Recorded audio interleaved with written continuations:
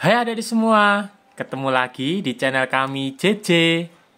Bagi adik-adik yang belum subscribe channel kami, jangan lupa tekan tombol subscribe ya, agar kalian tidak ketinggalan informasi dari kami. Baik adik-adik, kali ini saya akan membahas buku matematika kelas 5, Kurikulum Merdeka, pada bab 6 yaitu tentang pengolahan data. Dan kali ini saya akan membahas pada latihan 6 halaman 242 sampai halaman 243. Ya. Jadi matematika kelas 5 bab 6 pengolahan data pada latihan 6 halaman 242 sampai 243. Oke, baik adik-adik, kita langsung aja coba kerjakan soal-soalnya. Ini ada soal nomor 1 sampai nomor 2 tentang diagram batang. Oke. Baik, kita baca soalnya. Perhatikan data hewan peliharaan siswa kelas 5 pada diagram batang berikut. Oke, ini ada sebuah diagram batang ya adik-adik yang menunjukkan hewan peliharaan siswa kelas 5. Sekarang kita coba baca soalnya, soal A sampai soal D ya. Soal A, berapa banyak siswa yang memelihara ayam? Oke, kita lihat berapa siswa yang memelihara ayam. Ini ada ayam, diagram batangnya menunjukkan ke angka 6. Berarti banyak siswa yang memelihara ayam adalah 6 siswa. Oke. Kemudian yang B, berapa banyak siswa yang memelihara kelinci? Untuk kelinci kita lihat diagram batangnya. Kelinci ini ada diagram batangnya ada di angka antara 2 dan 4 ya, tengah-tengahnya berarti ini adalah 3. Berarti banyak siswa yang memelihara kelinci adalah 3 siswa. Oke. Baik, selanjutnya yang C. Berapa banyak siswa yang memelihara hewan lainnya? Oke, di sini kita lihat yang memelihara hewan lainnya. Ini ada diagram batangnya menunjukkan 16 ya. Ada 16 siswa. 16 siswa. Oke. Selanjutnya yang D.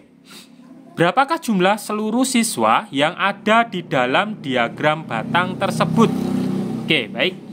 Untuk yang D ini kita disuruh untuk menghitung seluruh siswa, jumlah seluruh siswa pada kelas 5. Jadi untuk menghitung seluruh siswa kita bisa menentukan dulu berapa setiap hewan peliharaan yang ada di diagram batang di gambar ini. Jadi kita tentukan dulu, ini ayam ini ada 6, kemudian burung ini ada 10, kemudian kelinci ini ada 3 siswa, kemudian ikan ada 5, dan yang lainnya ini ada 16. Nah, selanjutnya kita tinggal jumlahkan. Oke, kita jumlahkan satu persatu. 6 tambah 10, kemudian tambah 3, tambah 5, tambah 16. Oke, kita jumlahkan semuanya. Jumlahnya ada 40 siswa ya. Oke, 40 siswa. Jadi jumlah seluruh siswa yang ada di dalam diagram batang tersebut adalah 40 siswa. Oke, selesai nomor 1 adik-adik. Kita lanjutkan nomor 2. Perhatikan data penjualan es krim di sebuah toko pada diagram batang berikut. Oke, di sini ada gambar diagram batang ya adik-adik, yang menunjukkan banyaknya penjualan es krim pada bulan Januari sampai dengan Juni. Oke. Kemudian coba kita bahas soal-soalnya, kita kerjakan soal-soalnya A dan sampai D. Kita baca dulu yang A. Pada bulan apa es krim terjual paling banyak? Oke, kita lihat di diagram batangnya. Penjualan es krim paling banyak itu terdapat pada bulan Juni ya. Kita lihat diagram batangnya ini paling panjang. Oke, jadi penjualan es krim yang paling banyak terjadi pada bulan Juni. Kita tulis bulan Juni. Oke, selanjutnya yang B. Bagaimana kecenderungan penjualan es krim di toko tersebut? Apakah kalian dapat menduga sebabnya? Oke. Nah, sekarang kita lihat diagram batangnya. Kalau dilihat dari diagram batangnya, ini mulai dari Januari sampai bulan Juni, ini menunjukkan grafik yang selalu meningkat ya. Selalu bertambah dalam penjualannya. Jadi kita bisa menjawab di yang B ini, kecenderungan penjualan es krim cenderung meningkat. Kita jawab cenderung meningkat. Penjualan terus meningkat. Gitu, itu aja ya. Terus meningkat. Oke. Kemudian apakah kalian dapat menduga sebabnya? Oke, kalau kita lihat di sini kan penjualan antara bulan Januari sampai bulan Juni. Nah, biasanya di sini ini kalau kita lihat dalam musim ya.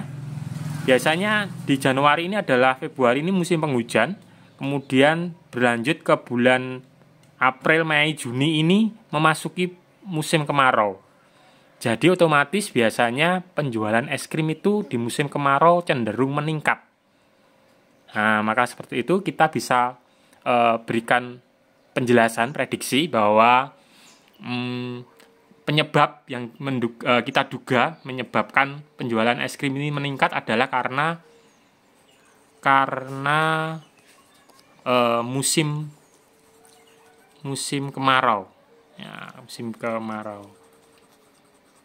Ya, karena kalau pada musim kemarau ini adalah musim panas dan hawanya cenderung suhu panas, membuat orang-orang banyak membeli yang segar-segar, yaitu es krim. Oke, seperti itu adik. Selanjutnya yang C. Kapan terjadi lonjakan penjualan yang paling besar? Oke, kita lihat penjualan lonjakan yang paling besar. Kita lihat selisih setiap bulannya ya. Jadi lonjakan itu peningkatan di setiap bulannya, selisih di setiap bulannya. Setiap Januari dan Februari ini selisihnya 200. Oke, ini meningkat 200. Kemudian Februari ke Maret ini 250 ya. Dan ini 500 sampai 800 ini 300 ya peningkatannya.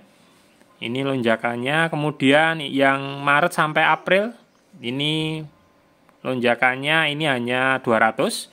Kemudian April sampai Mei ini lonjakannya hanya 100 ya. Nah, ini yang paling banyak lonjakannya ya. Di bulan Mei ke Juni. Nah, ini lonjakannya paling banyak dari 1.100 sampai 1.700. Berarti ada 600 peningkatan penjualan es krimnya. Nah, jadi kita bisa menjawab yang C ini, jadi lonjakan penjualan paling besar adalah di bulan Juni. Bulan Juni. Oke, kemudian yang D, kapan terjadi lonjakan penjualan yang paling kecil? Oke, kita lihat lagi di diagram batangnya. Tadi yang paling kecil itu terjadi di bulan Mei ya.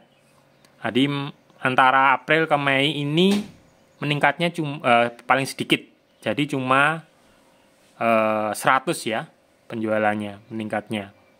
Ya, oke, dari 1000 ke 1100. Jadi meningkatnya hanya 100. Jadi yang paling lonjakan yang paling kecil itu di bulan Mei. Nah, oke. Nah, seperti ini adik-adik. Selesai untuk soal-soalnya. Sampai di sini, semoga semuanya ini dapat membantu adik-adik dalam proses belajar kalian. Dan terima kasih sudah mau melihat konten kami, dan mohon maaf jika ada salah kata. Selanjutnya, sampai jumpa lagi di konten kami selanjutnya. Bye-bye.